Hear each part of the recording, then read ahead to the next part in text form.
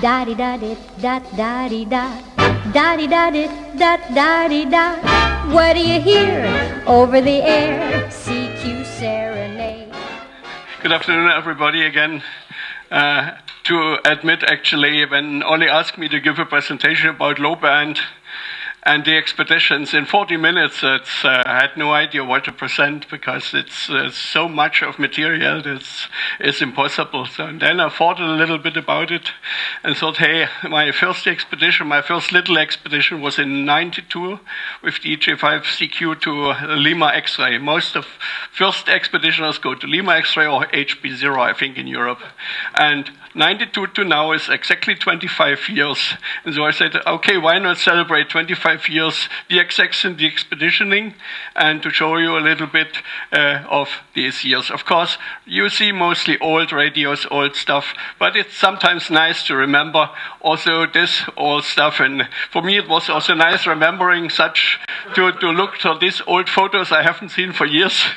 It looks me in the 70s. Before I had the license, I got the license in '81. And you know that our travel was very limited up to '89. So my first really expedition was in '92. I always have been a DXer, more a DXer than a contester. Even operated a little bit contest. I have 300 DXCC plus on 160-10. Not on 6, unfortunately. It's only a little bit over 200 right now. And just a short outbreak, what will you do when you have all the EX countries worked? And for me, when it was the case, I said to me, okay, why not work US counties? And I then wanted to work US counties only in CW because you have to work the mobiles. And mobiles, to operate from a mobile in CW is even more complicated than that a mobile operates phone, because it's easy to hold a microphone in hand and drive, but to make Morse code while driving is it's not so easy. And so it's okay, that is the way I would like to do it. And I finished in 2015, and I'm number 4 out of US and Canada to get all of the 3,077 countries. And 2 of them in front of me one is OJ3 Juliet Fox, so maybe someone of you knows, and another one is Sugar Mike 6 Victor Radio. So I'm in a very good company. And the next step is to walk all 3,077 again, second time. Because nobody so far from Europe did it. But we will see. I'm still over 60 now, and I will see how long it takes. So, first expedition was, the real first one was in '93 with DJ5CQ to VK9 Lima Mike. And then I made a picture to look where I have been operated from. My famous area is South Pacific. And what I have learned from the picture is I have to go to zone 10 and I have to go to zone 27. Actually, it's not so difficult, I would say.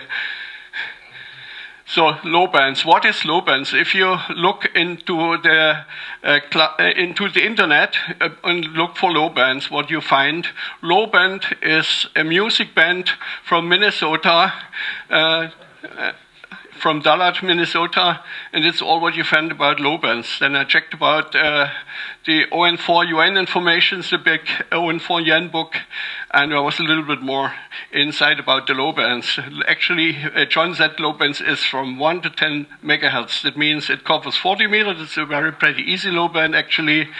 It covers now 60 meters. It's a pretty new band where you can find out how it works. I don't know exactly. I have right now a little bit over 40 countries. 80 meters is a typical low band, and the most extreme low band, of course, is 160 meter, also known as a gentleman's band in the old times. Because we only have about half an hour more, then I will concentrate to 160 meter for sure. And so I give you a little bit about 160 meter information. This is the oldest band in USA. Actually, ham radio was invented in 1927. It started with 160 meter, but not many people used it because it needed long antennas. During the daytime, you could not operate where you had the Lowland system, and you had a lot of QRM where and a lot of power limitations, and so it was only banned for specialists or for local traffic. And later on, when the Loran switched off, the band came up to life, and because it's the most difficult shortwave band, it was interesting for a lot of people. And so far, nobody in the world walked all the DXCC countries. I don't know if it will ever happen, I don't know. Stu Perry was the first one who made it DXCC in 1976, and the interesting information is that he needed 35 years to work 100 countries. Number 2 was W1HT, number 3 W8LRL, and number 4 was KV4 Victor Zulu. He's still active in contests right now. Two famous persons who did influence my life a lot was Jara. He's actually from Czech, but he left the Czech in 68. You know what happened in 68. So he went to Germany, and since then he's still one YD. And famous Godfather 160 meter in Germany, I would say, is DJ8 Whiskey Lima. Unfortunately, he died some years ago.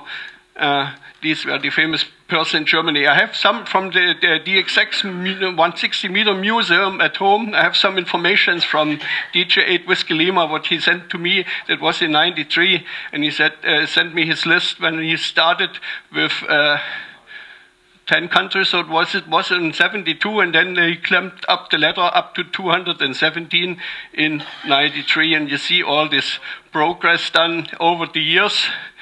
And I have another interesting thing, a paper in my possession. Maybe it goes to a real museum later on when I give it up.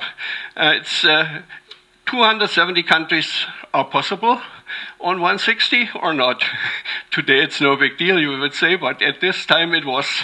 And he thought that 270 countries would be possible to walk on 160 meter. And there's a third guy who was impressed me a lot. It was Rudi Kloss, DK7PE. He was traveling to over 100 countries, and did operate mainly on the 160 meter and 80. So now we have a different situation. I took the DXCC from January 2017, and we see number 1 is W8LRL, that was the man who had the second DXCC in the world, and he now is on 342 countries. That's quite a good number, I would say. And you can see at position 8, we have Oscar Hotel 2 Bravo uniform. Unfortunately, it's not the first European, or let's say Radio 7 Lima Victor isn't that Asia, so actually is first European. So we have, right now we have 74 people have more than 300 DXCC countries worked. This is what a change. What is possible today? If you remember, 35 years for 100 DXCC by W1BB, and today in the Secure Worldwide DX contest, Lima Yankee 2 India Japan walked 108 in 48 hours. And also some other stations worked over 100 already in the 2000s, 10 years ago already. So what about phone? IB3TAN walked 102 in 1996. Okay, that was before the time where the logs were really accurately processed, and I have a little bit doubt if this is really okay. But you see, all the other ones are close to 100, but nobody else so far did 100 in one contest in phone. So far, I found out, I would say. There was a lot of book searching to find out all these informations. So now we look about how about the expeditions changed over the year. A good example is Ducie Island. We have the first Ducie Island expedition that was in 2002. After it became a new DXCC country, we had 10 days and 9 operators. Led by J1BK, I think. And we made 51,000 QSOs in total, 12,000 to Europe. That's actually not bad. That's about 25%. On 40 meter, we made only 1,300. That's actually, it's not so bad, but only 12 with Europe. And on 80, we only worked 577 and only 5 with Europe. 5 lucky Europeans. On a 160 meter, we only worked 46 QSOs, and we have no European lucky people. We only had unlucky people. Even ON4UN didn't make it. So now we have just six years later, we had another VP6 Dxpedition. It was VP6DX. I was able to join. 16 days and 13 operators. It's about the double number in total. So you could expect 100,000, but it was not 100. It was 183,000. That was the expedition world record in 2008. And we also worked about 51,000 Europeans. That's also about a little bit 25-30%. It's nearly the same like the VP6DI, the expedition. But now it comes if you look to the Lowbands. 29,000 QSOs on 40 and 13,000 with Europe. Can you imagine from Pacific to work 13,000 stationed only on 40 meter and only with Europe? That's more than an easy small Dxpedition makes. On 80 meter, 18,000 QSOs and 6,400 and something with Europe. And even on 160 meter, 6,671 QSOs and nearly 900 with Europe. So I was not at home. It could have been 866. Unfortunately, I'm always away when the big expeditions are on the way. That's pretty sad. So my holiday planning is wrong. So what makes the difference? I thought about, and this is a statement from me. I say today it's state of the art to promise low-band activity for nearly every Dxpedition. But not every expedition can really manage it for several reasons. And so we can think about why some succeed and why others fail. So what you first need is effective antennas. And on the failing side, if you go with airplane, have only a bag with 20 kilograms, you cannot transport much. You have to limit. And you have to look what you can carry. So this is mostly a problem. Same with power. You need decent power on the low bands, it is for sure. And limited resources on the other side where you cannot carry an amplifier is a big problem for a small Dxpedition. Having a good location or better staying in a nice hotel close to the ocean at the beach with a nice view to the ladies or whatever. You must decide what you want. Using RX antennas or having no space, it's same here. You have to decide. And with the RX antennas, it's a little bit tricky. You have to decide if you are still in the field running RX antennas or you're still already sitting on the radio and making QSOs. So you can only do once, not both. Having knowledge or having no idea what you are doing. This is also an important point for me. Capacity to stay on band or having not enough radios, people, whatever, to run low bands, because low bands for sure does not generate the same high pileups like on the high bands. If you want more QSOs, you have to go on the high bands for sure. That's why dedication to stay on the band or forced to work high bands to maximize your QSO rates. And so for me, maybe there's some more points, but these are the points for me to what makes the difference between a good low band expedition and not so good Dxpedition. So my first one, as I told already, was in '93. We had 4 operators. 3 of them were logging with paper, and I was logging with a 386 notebook. That time, I think it was a Targa notebook from Korea.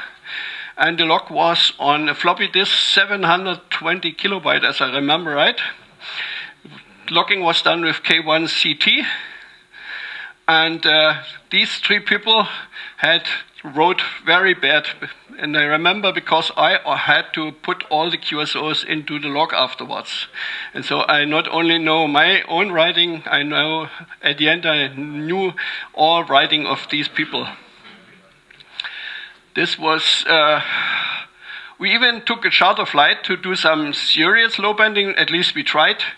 We carried a lot of equipment from VK4, even a TL922, but we had one problem. Nobody could hear us. At the end, we walked 21 QSOs on 160 meter, but we even walked, half of it we walked with Europe. And the first lesson learned was we need a better antenna. We just had an inverted V, and it was not enough. So 2 times later we go again. This time we said if we carry the equipment to Australia, why not surfing 3 islands? Equipment anyway have to be transported this long way. So we were on Christmas, and it was the first time that we had the famous Titanex vertical, 20 meter high.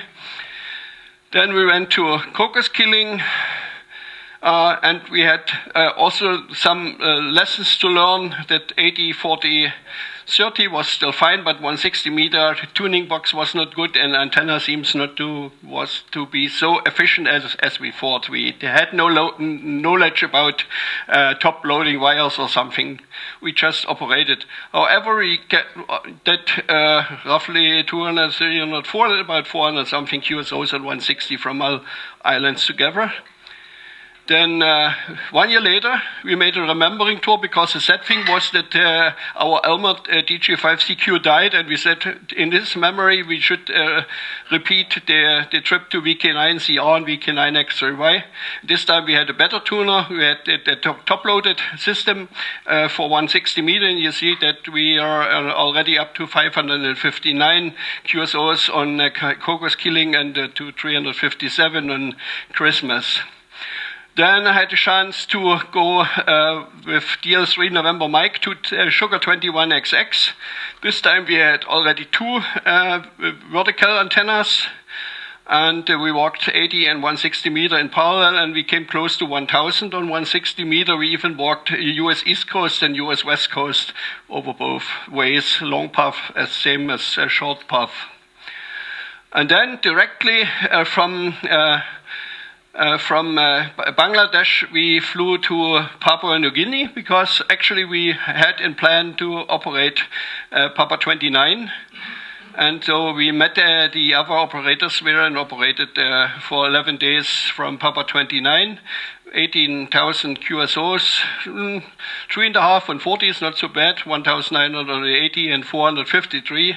That's not the best number, but anyway, we try to becoming better and better. In 98, nearly the same crew went to Chatham Island, 663 QSOs on 160 meter and 30,000 in total. You see, it's nearly same equipment, nearly same people. Then some more expeditions in 98 to Fiji, 99 to Tuvalu, Fernandez, that's Robinson Crusoe Island, Charlego Zero, Zulu in 2000.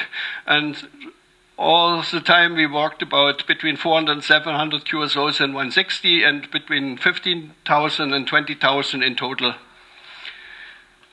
So, and then it came the first real big expedition. It was a cooperation with the Radio Club de Chile, where we had 2 operators. Actually, we should have 8, but then it went the South American way. Ollie knows how it works. At the end, we had 2, finally. So we walked the first time 50,000 QSOs in total and over 1,000 QSOs on 160 meter. And we even walked Europe on 6 meter, as I can remember. 2002 took me to H7DX together with DL2 Oscar Echo and DL7CM.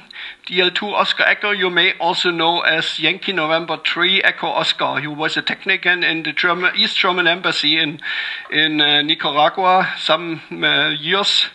And here you can see these 2 verticals actually a little bit far away from the coast, but as you can see, cars are driving around.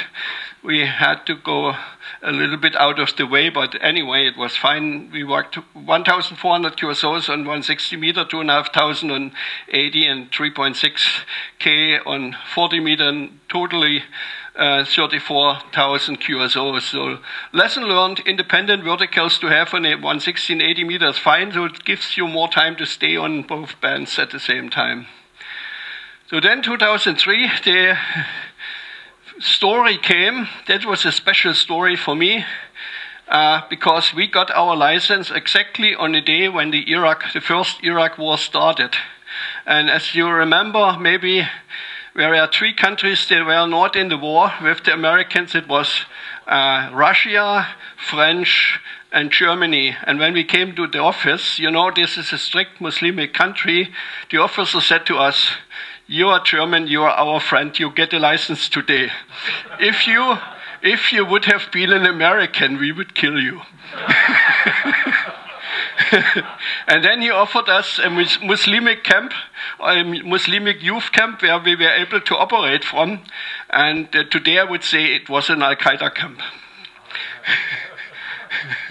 And it's strange if we call you and say, "Look, Dietmar, look, Al Jazeera is coming. We show you how we kill the Americans." And they showed me how we killed the Americans, and I said, "Sorry, I have to go back to the radio." And I said, went to the radio, and the Q said, "US."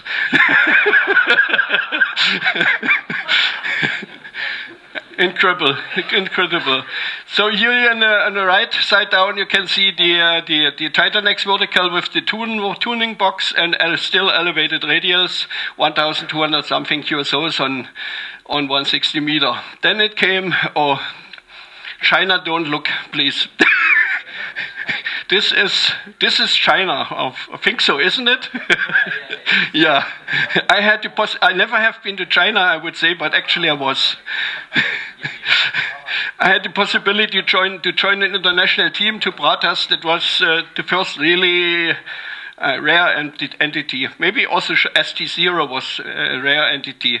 Not so many QSOs because only 7 days, but same trick with the two Titanic verticals on the beach. Same procedure. So then I met a very nice person, that's Robin, WSX CDR, and he's a real specialist. We went to Thailand, and he said, we need a good antenna. I bring one. And I said, "What do you bring?" "I bring a helium balloon, and we have to find out where to get helium there, and we make a 60-meter high vertical of it." And that we really made. And then we find out how to listen, because there was noise all over the place. And we mounted 5 beverages, and Robin always said, you have the selection between noise, or noise. But sometimes on one, the noise was a little bit better than on the other ones, and you could hear stations. So we ended up with 760 160-meter QSOs, also with some Americans, but the situation for the reception was horrible. Vanuatu 2006, 417, not so much, but a little bit difficult. This is celebrating the kava procedure, and kava is a very, very strong alcoholic drink. And afterwards, I think we drank a bottle of Scottish whiskey. So in 2006, I had the possibility to join a team to XF4DL, where I only worked one Oscar Hotel. I think it was the BO. For the only Oscar Hotel contact on 160 meter. But anyway, we worked over 3,000. The sad thing was that we were exactly behind the volcano, and the volcano was about 1,000 and something meter high, and so the path was not as easy. Then we come to our closer history now. Foundation of the Lagunaria DX group. Sometimes people ask why we founded Lagunaria DX group. There are so many DX groups in the world already. The reason actually is that we collected so much material that we had no idea who it belongs to. And we said, we every year buy cable, we every year buy antennas, we buy this and that. What should we do? We just keep it for the next time, but who is the owner of it? Because everybody paid it. And we said, from now on it belongs to the DX group, and so it is a clear situation. So we walked 60,000 61,000 QSOs, pretty much. Didn't expect so much because VK9NS was selective that time, but he was pretty happy that we came and he said, okay, that's good, you walk my pile up and then I can speak with my friends without interruption a little bit better. Walked 2009 QSOs and 160 meter. So, and up to here, this was bullshit. It was just armchair Dxpeditioning, holiday trip, or how you name it. And now we come to the real stuff.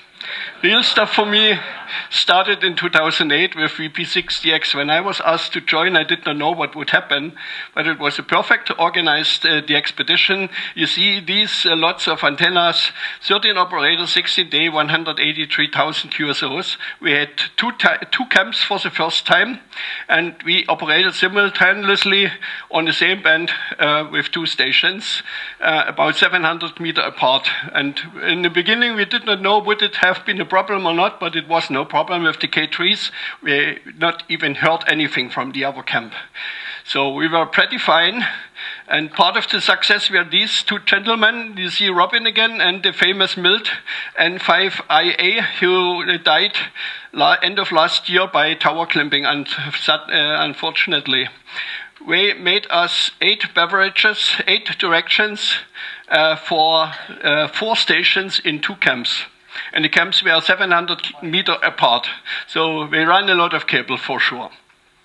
And that was part of the success, because if you walked the first 1,000 high power stations and wanted to walk the little pistols, then you have to receive very good. And you have to be loud for sure. Proper organization give excellent results. That's also a lesson learned, I would say, and having more than one camp. So then the Germans said, we can do the same. Can't we? I think so, we can. 10 operators, 5 stations, 16 days. That's not 183,000 QSOs, but this island you can surround in 5 minutes, so there was no space for 2 camps. We only had 1 camp, but for 1 camp, I think 95,000 was quite okay, and we had to close the station 1 day earlier than we actually wanted. We could have run the 100,000. So we ended with 95,000 QSOs and 2,558 on 160 meter. Then we come to the Kermadec expedition in 2010. It was a family trip, as you can see. Everybody had his wife with him. We bought the wives in Zulu Lima. So you get a good price. For a good price, you get a good wife, I would say. So on the right side, you can see our beverage concept.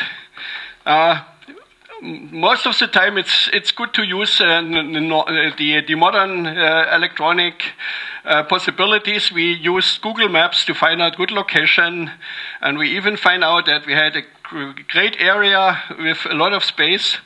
But what we couldn't see on Google was that the grass was 2 meters high. So on the top you see 80 meter foursquare, for sure. You need 80 meter foursquare.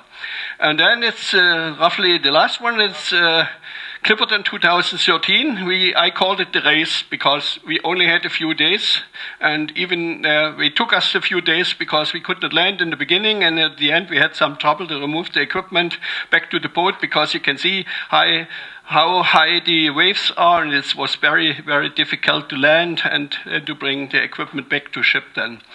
Anyway, that was very nice remembering to these expeditions. 40,085 QSOs on top band and 113,000 QSOs in total. And we made a record that is still unbeaten up to now. I would say that was the 4th of March. We made 20,430 QSOs during 24 hours with 10 stations. We had about 24 operators, we thought. At the end, we had maybe 18. Because most of the Americans just had the license, but were actually scientific people and were busy with several high important scientific researchers, like looking for small animals and so. I have to skip a number because we are short in time. I think there were a couple of more. Even you mentioned the Zulu 81 X-ray and Zulu. How many time I still have? You still have 5 minutes to go. That's good. I will do that. Just show you the Mega Dxpedition honor roll. It's run by the GDXF. It was run in the past by OHDXF, I think. On 80 and 40 we have VP6DX in front, and on 160 meter it's 5A7A, but it is because 5A7A made all modes, RDDY, JD65 and PSK and whatever, and it's so close to Europe, so it's not a problem to run a lot of QSOs.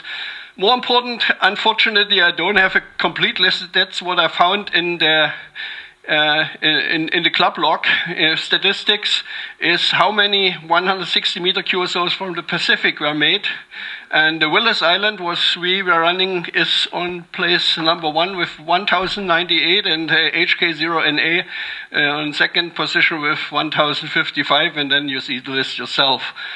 Tango 32 is having the current world record with 213,000 Qs or something, but only 126 QSOs with Europe on 160. But it's a pretty difficult path. Some resources you can look later on. I think everybody can get the material afterwards. Yeah, so you can see a book I very recommend for interest on 160 meters, DXing on the Edge by Jeff Bridge. That's very good pictures and very good articles inside. And this is the Bible for the Lowband Dxpedition, Lowband DXer. ON4 UN's Lowband DXing every 2 or 3 years. There's a new edition. The last one is, I found out, €45 at DRC Verlag in Germany, but there are also other resources you can get. Software, Afrit, DX Atlas. Why is it so good software? I just tell you what brought me a QSO with Peter First, how to calculate when is the best time to walk Peter First on 160 meter. And you see it's still night in Europe. I walked it on 0414, and about 1.5 hours later my friends came to the radio club and found me already relaxed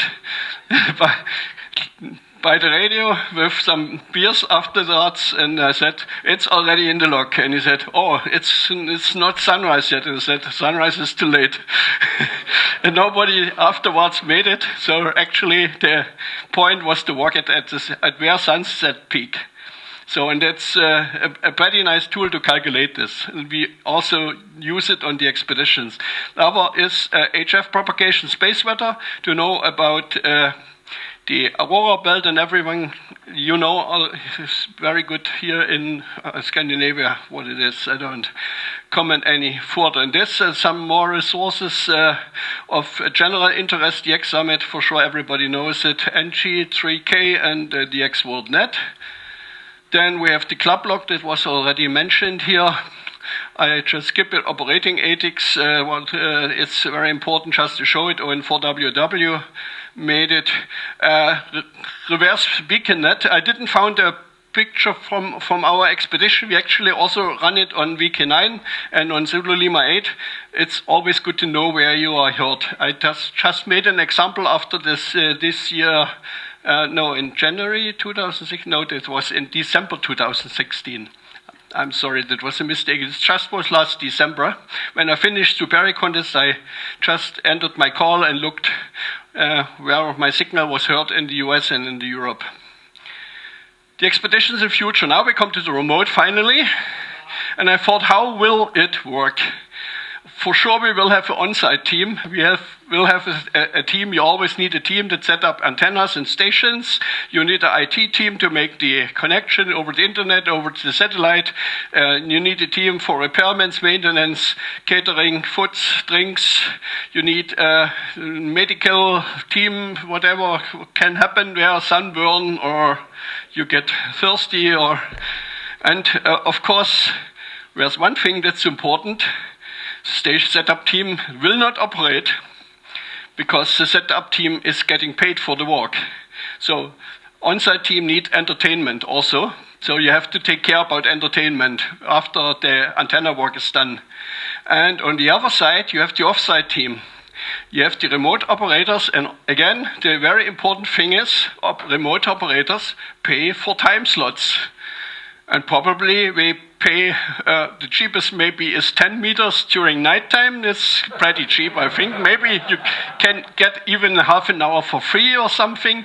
So you have the operation control team and the finance and the fundraising, and you have the public relations, log support, website, IT team, what can be continued. And this is how I think the expedition in future over the remote could happen. I don't know if you would like this. So actually I'm on the end. Something I forgot to tell you. Maybe there's one thing I tell you. If there's one thing where Germans are good in, then it's logistics, I would say. Cheers. Thank you very much.